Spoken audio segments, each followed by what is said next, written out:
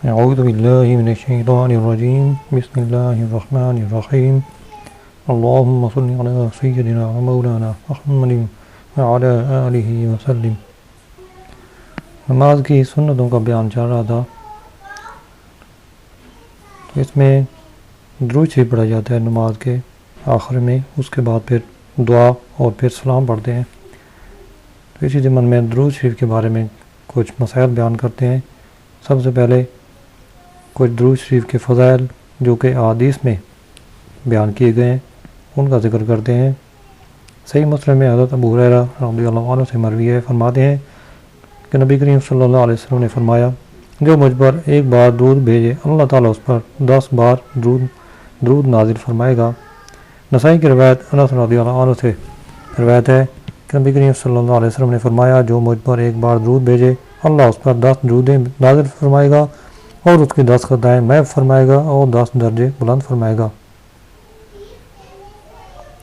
در مختار میں بروایت اصبہانی انس رضی اللہ عنہ سے روایت ہے کہ رسول اللہ صلی اللہ علیہ وسلم نے فرمایا، جو مجھ پر ایک بار درود بھیجے اور وہ قبول ہو جائے اللہ تعالیٰ اس کے 80 برس کے گناہ محو فرما دے گا۔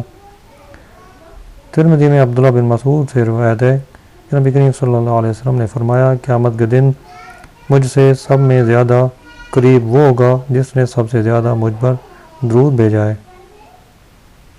ایک حدیث پاک ہے، نبی کریم صلی اللہ علیہ وسلم کا فرمان ہے، اللہ کے کچھ فارغ فرشتے ہیں جو زمین میں سیر کرتے رہتے ہیں، میری امت کا سلام مجھ تک پہنچاتے ہیں۔ ترمذی میں ایک روایت ہے، نبی کریم صلی اللہ علیہ وسلم کا فرمان ہے، اس کی ناک خاک میں ملے جس کے سامنے میرا ذکر ہو اور مجھ پر درود نہ بھیجے، اور اس کی ناک خاک میں ملے جس کو رمضان کا مہینہ آیا اور اس کی مغفرت سے پہلے چلا گیا، اور اس کی ناک خاک میں ملے جس نے ماں باپ دونوں ایک کو ان کے بڑھاپے میں پایا اور انہوں نے اس کو جنت میں داخل نہ کیا۔ ترمذی شریف میں ہے، حضرت ابی بن کعب رضی اللہ عنہ کہتے ہیں، میں نے عرض کی، یا رسول اللہ صلی اللہ علیہ وسلم، میں بکثرت دعا مانگتا ہوں تو اس میں سے حضور صلی اللہ علیہ وسلم پر درود کے لیے کتنا وقت مقرر کروں؟ فرمایا، جو تم چاہو۔ عرض کی، چوتھائی؟ فرمایا، جو تم چاہو، اور اگر زیادہ کرو تو تمہارے لیے بہتری ہے۔ میں نے عرض کی، نصف؟ فرمایا، تم جو چاہو اور زیادہ کرو تو تمہارے لیے بھلائی ہے۔ میں نے عرض کی، 2/3؟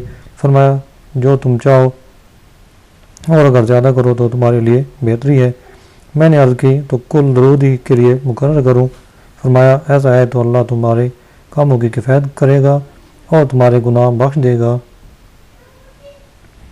ترمذی کی روایت ہے، امیر المومنین فاروق اعظم رضی اللہ عنہ فرماتے ہیں، دعا آسمان اور زمین کے درمیان معلق ہے، چڑھ نہیں سکتی جب تک نبی کریم صلی اللہ علیہ وسلم پر درود نہ بھیجے۔ اب کچھ ضروری مسائل بیان کرتے ہیں۔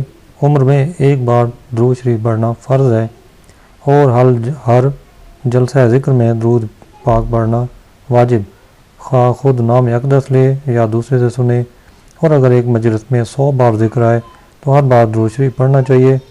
اگر نام اقدس لیا یا سنا اور درود شریف اس وقت نہ پڑھا تو کسی دوسرے وقت میں اس کے بدلے کا پڑھ لے۔ گاہک کو سودا دکھاتے وقت تاجر کا اس غرض سے درود شریف پڑھنا یا سبحان اللہ کہنا کہ اس چیز کی عمدگی خریدار پر ظاہر کرے، یہ ناجائز ہے۔ یوں ہی کسی بڑے کو دیکھ کر درود شریف پڑھنا اس نیت سے کہ لوگوں کو اس کے آنے کی خبر ہو جائے، اس کی تعظیم کو اٹھیں اور جگہ چھوڑیں، یہ ناجائز ہے۔ جہاں تک بھی ممکن ہو درود شریف پڑھنا مستحب ہے، اور خصوصیت کے ساتھ ان جگہوں میں: روز جمعہ، شب جمعہ، صبح و شام، مسجد میں جاتے، مسجد سے نکلتے وقت، بوقت زیارت روزہ اطہر، صفا و مروہ پر، خطبہ میں، جواب اذان کے بعد، بوقت اقامت، دعا کے اول آخر بیچ میں، دعائے قنوت کے بعد، حج میں لبیک سے فارغ ہونے کے بعد، اجتماع و فراق کے وقت، وضو کرتے وقت، جب کوئی چیز بھول جائے اس وقت، واعظ کہنے اور پڑھنے اور پڑھانے کے وقت، خصوصاً حدیث شریف پڑھنے کے اول و آخر، فتویٰ لکھتے وقت، تصنیف کے وقت، نکاح اور منگنی، اور جب کوئی بڑا کام کرنا ہو۔ نام اقدس لکھے تو ضرور درود لکھے کہ بعض علماء کے نزدیک اس وقت درود شریف لکھنا واجب ہے۔ اکثر لوگ آج کل درود شریف کے بدلے سلم یا عین میم یا صاد یا عین لکھتے ہیں، یہ ناجائز اور سخت حرام ہے۔ یوں ہی رضی اللہ عنہ کی جگہ را اور ضاد لکھ دینا، رحمۃ اللہ علیہ رحمۃ اللہ تعالی کی جگہ را اور خا لکھ دیتے ہیں، یہ بھی نہیں لکھنا چاہیے۔ قاعدہ اخیرہ کے علاوہ فرض نماز میں درود شریف پڑھنا نہیں، اور نوافل کے قاعدہ اولی میں بھی مسنون ہے۔ درود کے بعد دعا پڑھنا یہ بھی نماز میں سنت ہے۔ دعا عربی زبان میں پڑھیں، غیر عربی میں دعا پڑھنا مکروہ ہے۔ اپنی اور اپنے والدین اساتذہ کے لیے جبکہ مسلمان ہوں، اور تمام مومنین مومنات کے لیے دعا مانگیں، خاص اپنے لیے ہی نہ مانگیں۔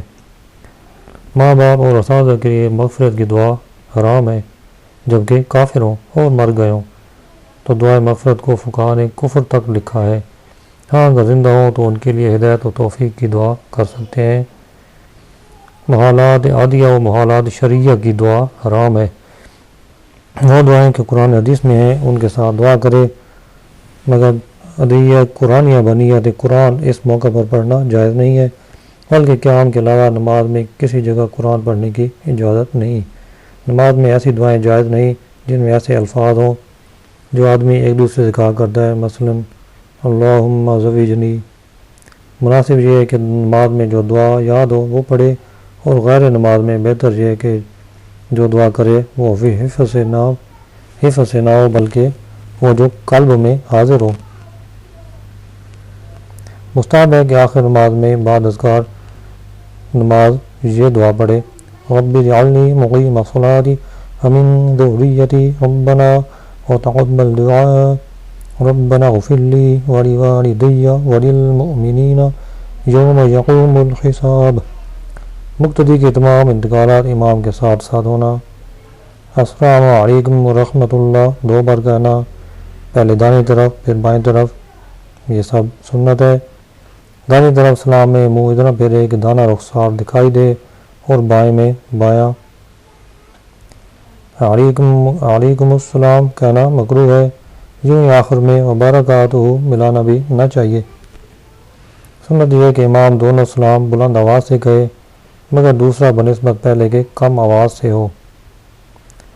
اگر پہلے بائیں طرف سلام پھیر دیا تو جب تک کلام نہ کیا ہو دوسرا دائیں طرف پھیر لے، پھر بائیں طرف سلام کے اعادہ کی حاجت نہیں، اور اگر پہلے میں کسی طرف منہ نہ پھیرا تو دوسرے میں بائیں طرف منہ کرے، اور اگر بائیں طرف سلام پھیرنا بھول گیا تو جب تک قبلہ کو پیٹ نہ ہو یا کلام نہ کیا ہو کہہ لے۔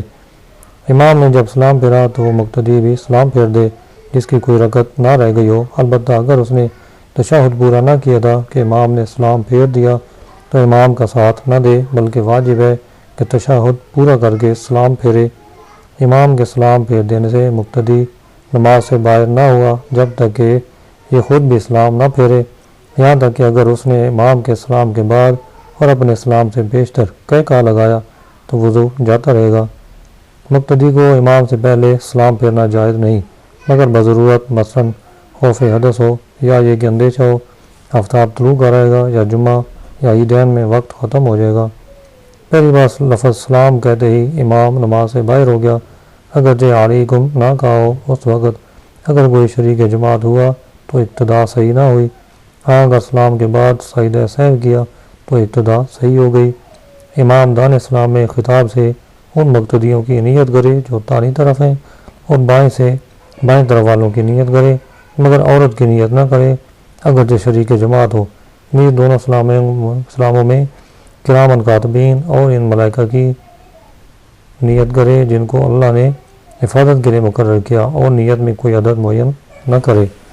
مقتدی بھی ہر طرف کے اسلام میں اس طرف والے مقتدیوں اور ان ملائکہ کی نیت کرے، نیز جس طرف امام ہو اس طرف کے اسلام میں امام کی بھی نیت کرے۔